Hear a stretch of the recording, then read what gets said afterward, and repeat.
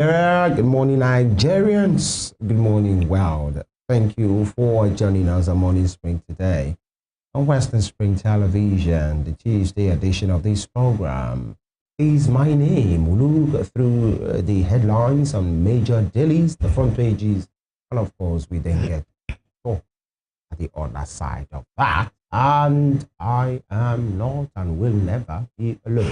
Dr. Isa, good morning. Good morning. Yeah. I'm super delighted, dear viewer, to welcome you to this second installment of Morning Spring on Western Spring Television today. My name is Temitope Ajijola Oluwaola. Good morning and welcome on board. Welcome on board. Interesting, days we've been having, especially talking about the political space in Nigeria. Man, in Ocean State, we started our conversation yesterday about the issues around the APC Guba aspirants and their plans. And it's this weekend, I think it's this weekend, right? That they'll be having their primaries. And some have claimed to be disenfranchised by virtue of the disqualification, according to those articles, this, and that the APC screening body talked about, talk about Iyolo Misheri, Benedict Alabi, Mr. Ralusi, the one they call K-Rat, Kuliadegoke, SAN, and many of them, Dr. Akegumbi, Prince Dr. Babayemi, I think 7 of them, and were disqualified on those bases. Not properly nominated by people for their words and all of those things. Card carrying and deal paying members supposed, to nominate them. And, the question I asked one of the guests yesterday is, do you mean that for somebody who has been a national secretary of that party doesn't know or cannot remember the proper process of filing his papers for his aspiration? But they said it's not a big deal, whatever you have become. The guest said that it depends on following the rule. The party is bigger. And I remember you asked severally, this particular rule that they brought up, has it always been there? Or was it was it just activated, to serve a particular purpose? I remember. And I'm not sure our guest answered that, but it's their opinion. Yesterday, in my own opinion, I'm not their member, you are not. So these are the issues. One of them is Senator Iyolo Misheri, whose group, they call it Ocean Rescue Mission, has issued a letter to say the delegate Congress that will be holding, they're supposed to hold today because today is 9. They're supposed to be in Congress. And it's the delegates, gotten from that Congress that will go ahead and get the Guba candidate, at the weekend. They have said they are standing down. They won't be part of that Congress today, but they will be waiting for what will happen on Saturday. So if you didn't participate in the Congress, how do you stand a chance? You and your people are not participating in the Congress. They are supposed to produce the delegate that will vote for the candidate, and you are saying they should stand down, but you are waiting for Saturday. I don't understand how that will work. And what are their chances? Or what is his own chances? Because the statements addressed Iyolo Misheri's campaigns and his issues. Well, I think they're in a dilemma because they've been, somehow they won't be part of the primaries anyway. So, from the screening, it's only 2 of them that will be part. And then going for the Congress, I don't know what we are hoping that will bring. So I'm not speaking for them. I'm just saying that it just might be the wisest thing to do.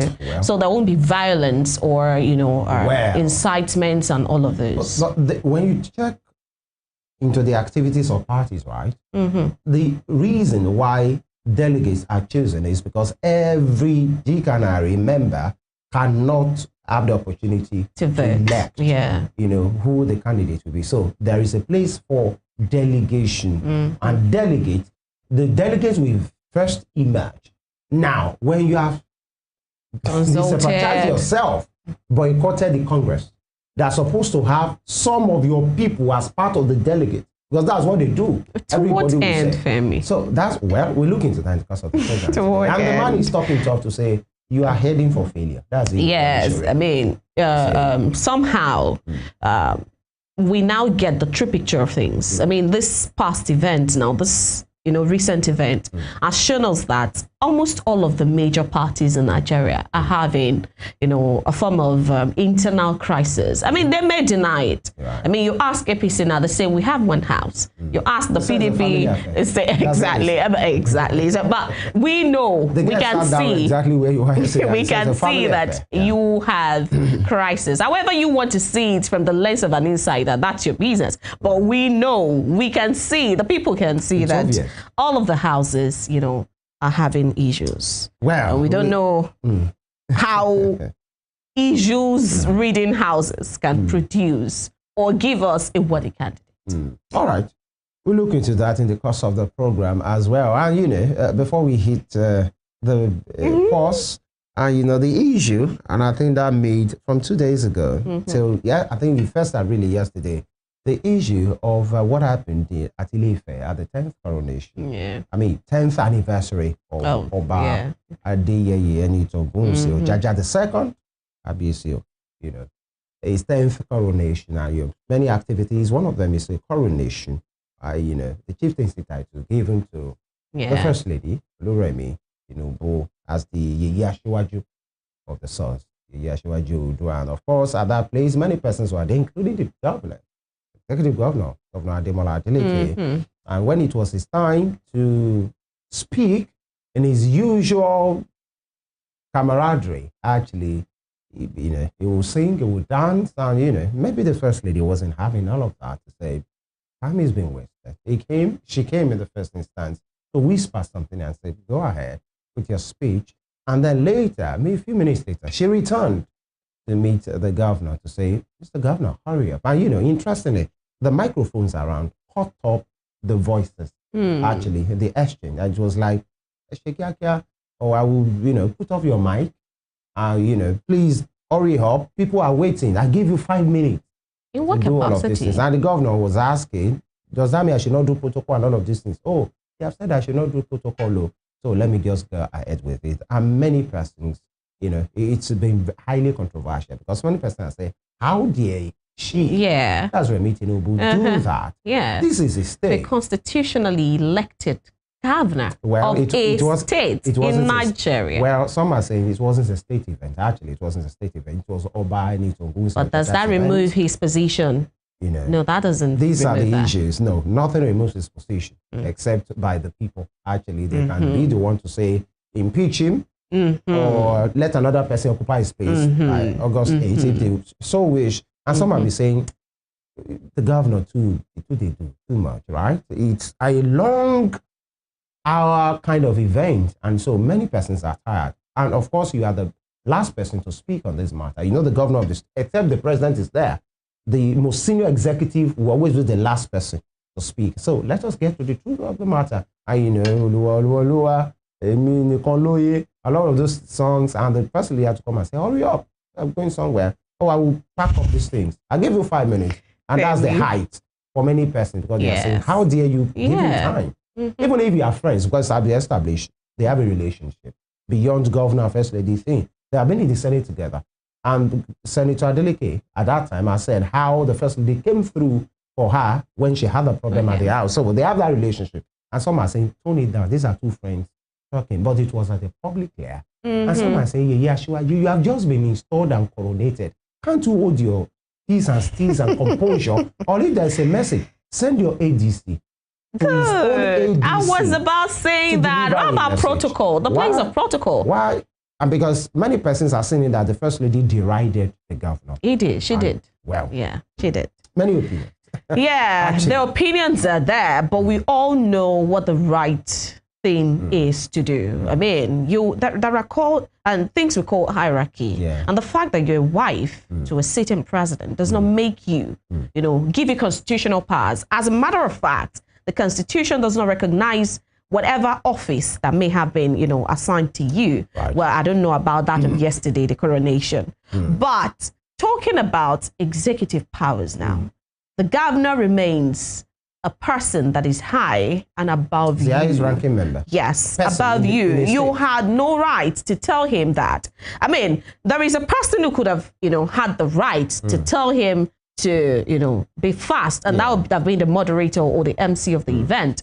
But even at that, and no MC will be able to do that. Thank you. And so all of those issues, except the MC will whatever it is, friendship or not, we know what plays out at what places. I mean, there are places for each and everything. There are outfits for events. There are exactly that should not have been done. The way you say it, your carriage around that time, the turn, all of those things are very, very important to have been done appropriately. And because those two people are public figures, and people look up to you, your pace setters, whether you like it or not, and your models to people. I mean, there will be children there. There would have been children watching, or who eventually saw the videos. Yes. And what opinion are you giving them? What opinion are you forming? And by the way, it has made so many persons to say very unspeakable things about her. On both I sides, heard. Actually, because somehow, especially the political inclined persons will say, the governor said it doesn't. Well, I don't see. And then the part of the first lady. I think my opinion on this matter, if actually I have any to say, that was needless. Actually, there are better ways to handle that. Especially some will feel very insulted. This is our governor. How dare you do that? And some are saying the governor too, they do. That's what I want to speak to. For everything. Yes, I don't see anything I mean, there was nothing out of place from what he did. And he had not done it for a stretch. It was just the beginning. I mean, cut people slack sometimes, please. All right, the jury is in the open. Short. I mean, we've seen people who are about to start speeches and they go on and on, acknowledging, saying, if they were singing praises of the president at that point, would you say the person should go on? So that's a valid thing. Because many persons are saying, if the governor was singing on your mandate, we shall stand. Would you have a problem with that? Chief Oluremi Tinubu, so those are the issues. We know how these things are playing out. Well, the people are entitled to their opinion. I don't know. We'll take a break. When we come back, we head straight to the papers.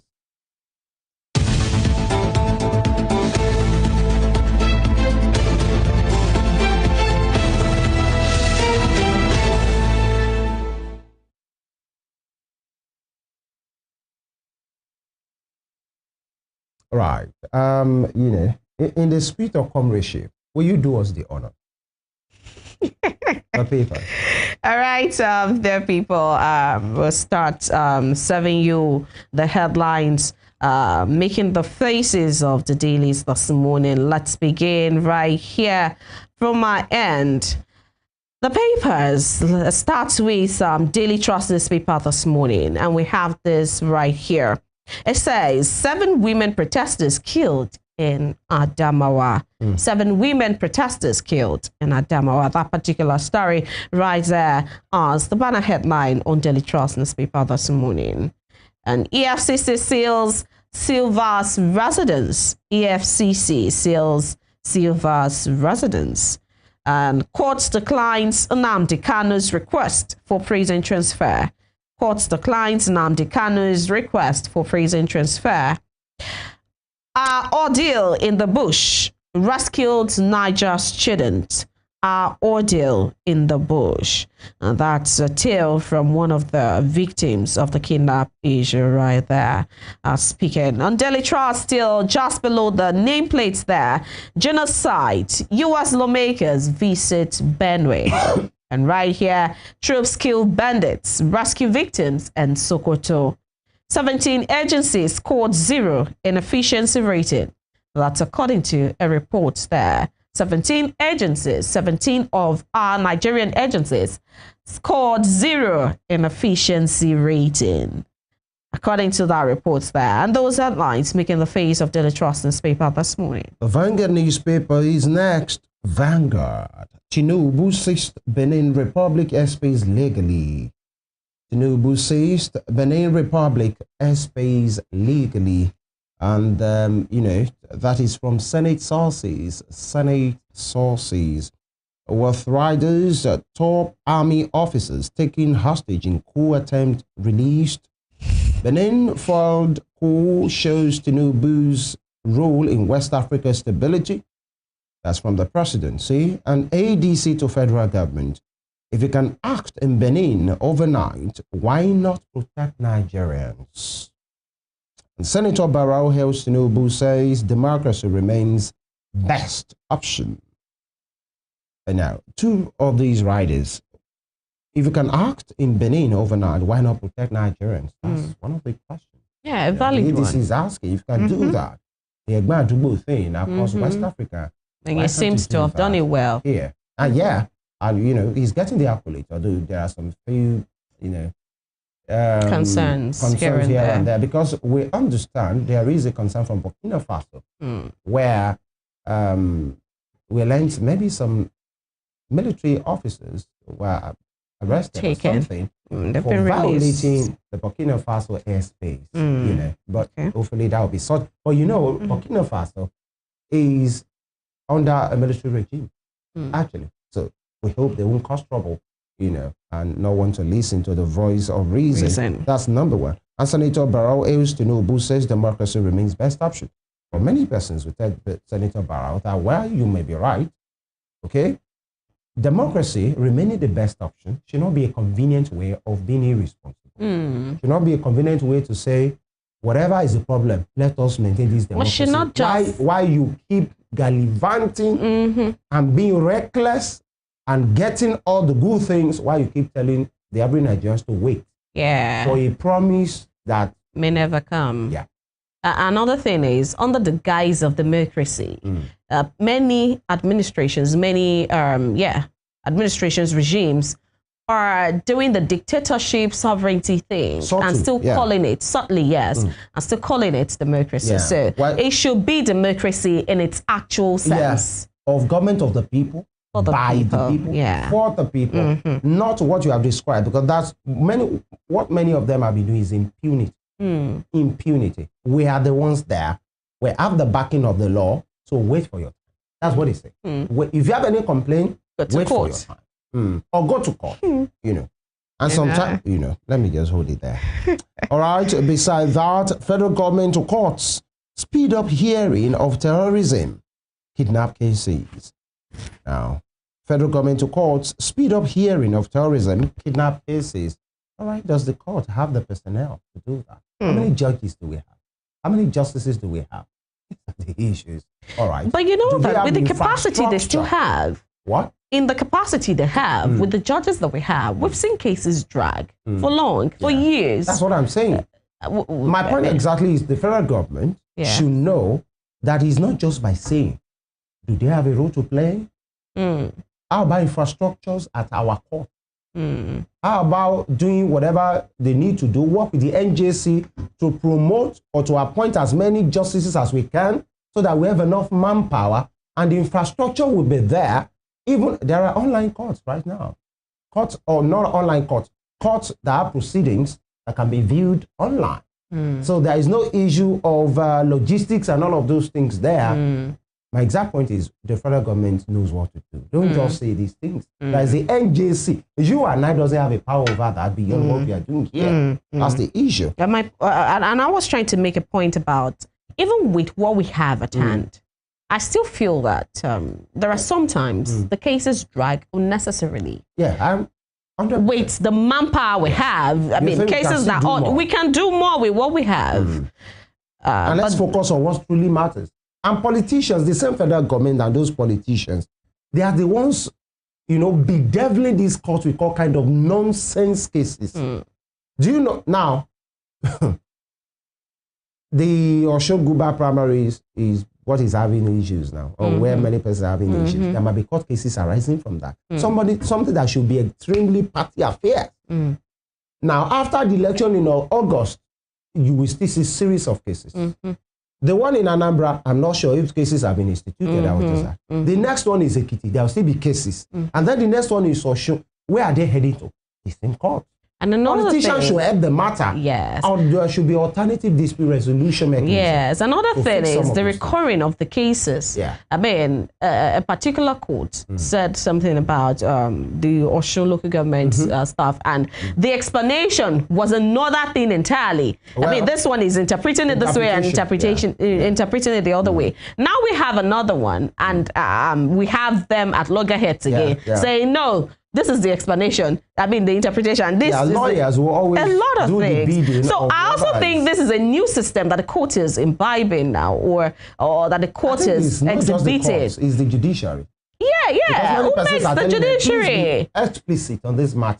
Yes. Be clear. And that's be clear. But then they will tell you that's not the way it works. That from time immemorial, there is a language of my laws. Oh, and that is the way. Hold on. Yeah. It has always been like that. The responsibility should be on institutions of the government. Now, what is ambiguous in what the Supreme Court said about the federal government acting illegally by seizing the funds that belong to local government in Osho? Is that not explicit enough? Have they complied?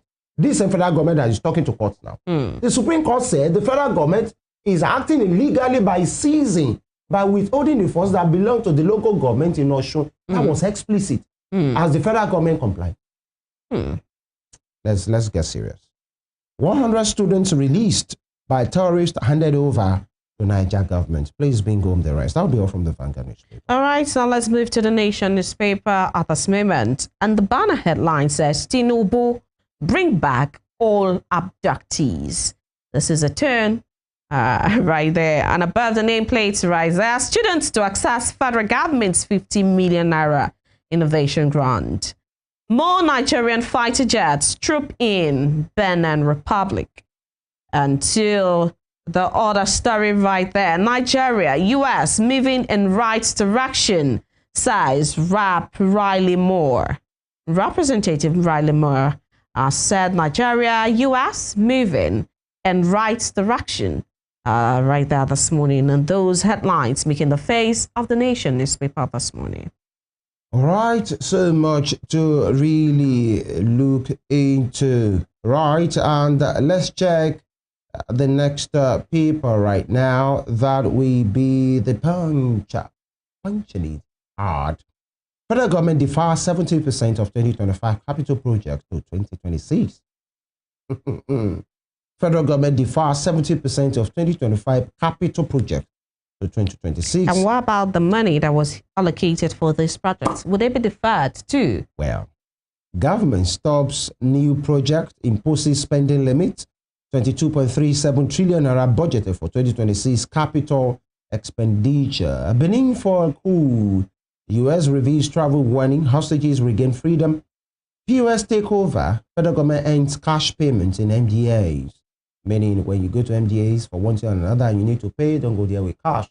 Make it online and all of those things. Now, you ask the question, how about the money voted for this project? Well, that's where we need more explanation.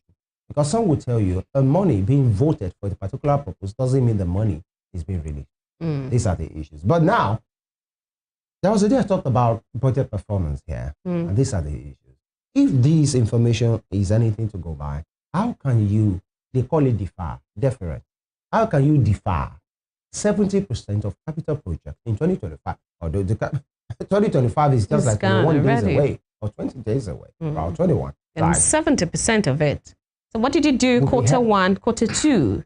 And that's why many persons will naturally condemn that Lagos to Calabar project to say it's a legacy project, right?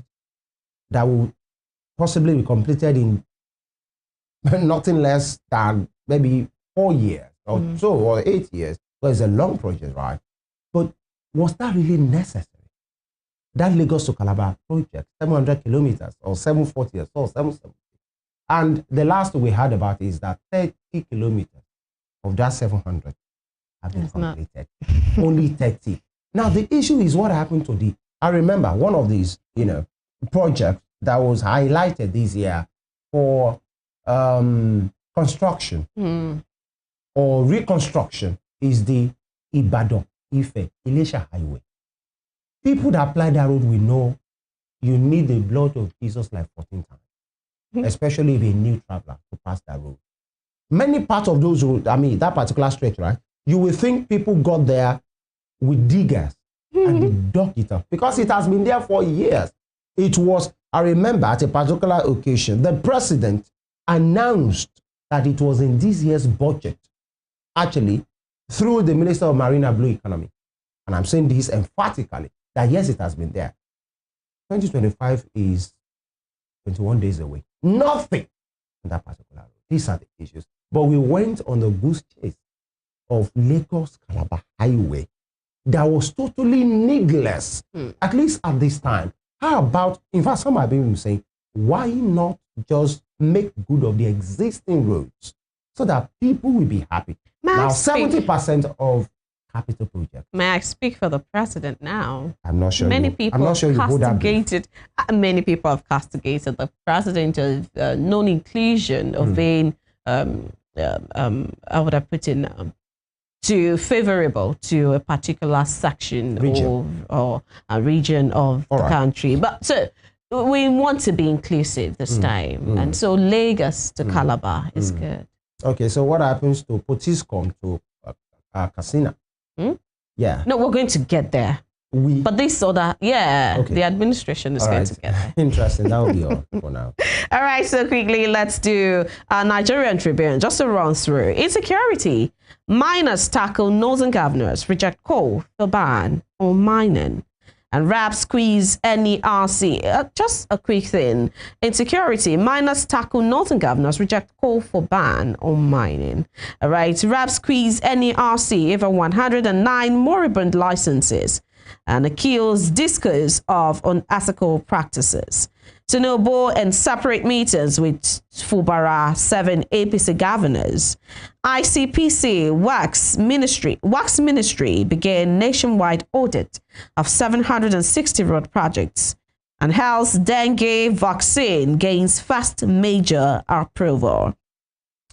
And this here says, gunmen murder pastor's wife, raise house, vehicles, and Anambra church. Kill 4 in another community. All right. NSA hands over 100 rescued peoples to Niger governor. U.S. Congressman Moore says security talks with Nigeria are productive. And above the nameplate, 2.4 billion naira. All right. Take that again. $2.4 billion Eurobond oil receipts. Remittances drive Nigeria's $7.5 billion reserve surge. That's according to research there. And this rider, other African markets record improvements. Court bars AMCAN appointed lawyer from representing GHL over disobedience of court order. Right there. And this, Turaki-led PDP, governors, others hold marathon meetings amid convention plans by Wike's camp. We just might get to that in the coming days. But let's see those headlines, coming through Nigerian Tribune this morning. All right. I guess that's much that we can take for today as regards newspaper headline segment. We'll take a quick break. And when we return, we speak to the issues, especially party supremacy, disenfranchisement of aspirants, and the matters arising. Stay with us.